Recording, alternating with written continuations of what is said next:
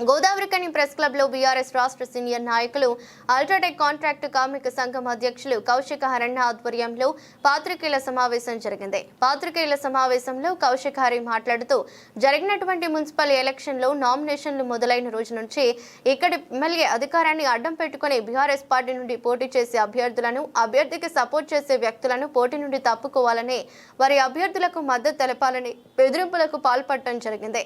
ఇంకా సమావేశంలో BRS senior నాయకులు నడిపల్లి మురళీధర్రావు, కార్పొరేటర్ మేకల సంభయ్య యాదవ్, బీఆర్ఎస్ నాయకులు మదికుంట శంకర్, పర్లపల్లి రవి, జేపీ రాజు, జక్కుల తిరుపతి, కటుకు ప్రవీణ్, దొమ్మేటి వాసు, సకినాల ప్రతాప్, సడవేని రాజు, గడపురం కళ్యాణ్, చింటూ శ్రావణ్, కిరణ్ జీ, కలవల సాగర్, రాముల కార్తిక్, కొలుగురి రాజకుమార్, కొట్ట నరేష్, ఉప్పు సాయి కుమార్, కొట్ట సాయినాథ్, పసుపుల రాహుల్ సాయి, అరికల్ల కళ్యాణ్, ఇన్నూస్ రాకేష్ పాల్గొన్నారు. మీరు ఉన్నారా కొంచెం గెలిచిన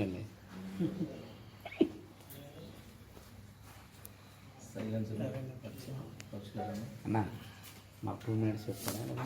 బ్రీఫ్ చెప్పండి మాకు లాస్ట్కి లేకపోతే మాకు లాస్ట్కి వేయండి బ్రీఫ్గా వెళ్ళి చెప్పి అదొకటి ఇదొకటి మాకు ఈజీగా ఉంటుంది. ఇబ్బంది ఇప్పుడు సబ్జెక్ట్ మిస్ రాదు మళ్ళీ కావాలంటే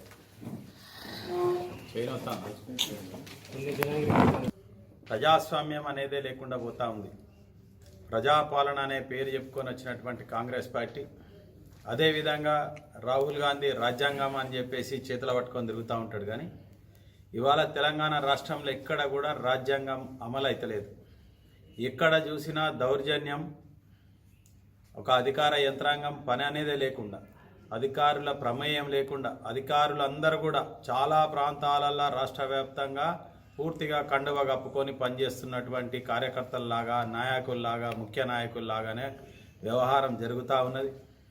ఇవాళ మనం చూస్తూ ఉంటే మున్సిపల్ ఎన్నికలు మొదలైన నాటి నుంచి చూసుకుంటే భయభ్రాంతులకు గురి చేస్తూ అనేక మందిని విత్డ్రా చేయించడం, ఏ వ్యక్తి అయితే పోటీ చేస్తూ ఉంటే ఆ పోటీ చేసే వ్యక్తి చుట్టూన్నటువంటి ఆయన యొక్క అనుచర గణాన్ని ఇబ్బందులు పెట్టుకుంటా, విత్డ్రాల్ చేయించుకుంటా, దాని తర్వాత ఇనాన్మస్లు చేసుకునే ప్రయత్నం చేసి, దాని తర్వాత ఎన్నికలు వచ్చేసరికి ఎన్నికలలో కూడా అధికారులను వాడుకొని అవినీతితోటి సంపాదించిన డబ్బులన్నీ విచ్చలవిడిగా వెదజల్లుతూ ఇవాళ ఎన్నికల అనే ఒక ప్రజాస్వామ్యంలో ఉన్నటువంటి హక్కును కానీ ఆ యొక్క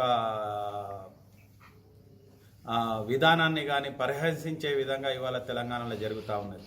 ఇంత పెద్ద ప్రజాస్వామ్య దేశంలో ఇది జరగడం, చాలామంది దీన్ని కళ్ళు మూసుకొని చూడడం అనేది చాలా బాధాకరమైన విషయం. ఇవాళ గెలిచిన తర్వాత కూడా ఎన్నికల రోజు, పోలింగ్ అయిపోయాక గెలిచినాక కూడా ఇవాళ మనం చూస్తూ ఉన్నాం. ఎక్కడైతే క్యాతనపల్లి కావచ్చు, తొర్రూరు కావచ్చు, ఏ విధమైనటువంటి పరిణామాలు జరుగుతూ ఉన్నాయి అక్కడ. ఇవాళ క్యాతనపల్లిలో ఉన్న 22లో 14 మంది బీజేపీ మరియు సిపిఐకి సంబంధించిన వాళ్ళు గెలిస్తే, బీఆర్ఎస్ను సిపిఐ వాళ్ళు గెలిస్తే, ఇవాళ 7-8 సీట్లు లేని కాంగ్రెస్ వాళ్ళు దౌర్జన్యంగా, అసలు సిగ్గనిపించదా, ఓడిపోయినాం పక్కకు ఉండాలి, 14 మందికి సంబంధించిన వాళ్ళు గెలుస్తారు, అయిపోతుంది.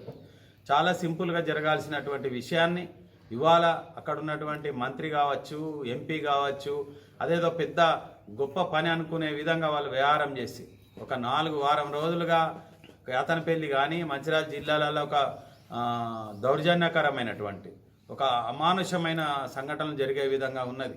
వాళ్ళ ఖిలాఫ్లా క్యాతనపల్లిలో బంద్ పెడితే కూడా బంద్ విజయవంతమైంది అంటే ఇవాళ ఒక మున్సిపల్ ఎన్నికల కోసం 1000 మందిని పోలీసులను డిప్లాయ్ చేసి ఇవాళ ఊర్ల మీద పడి ఊరి మీద యుద్ధం చేసే విధంగా ఇవాళ పోలీసు వ్యవస్థను వాడుకొని ఇవాళ కాంగ్రెస్ ప్రభుత్వం చేస్తూ ఉన్నది.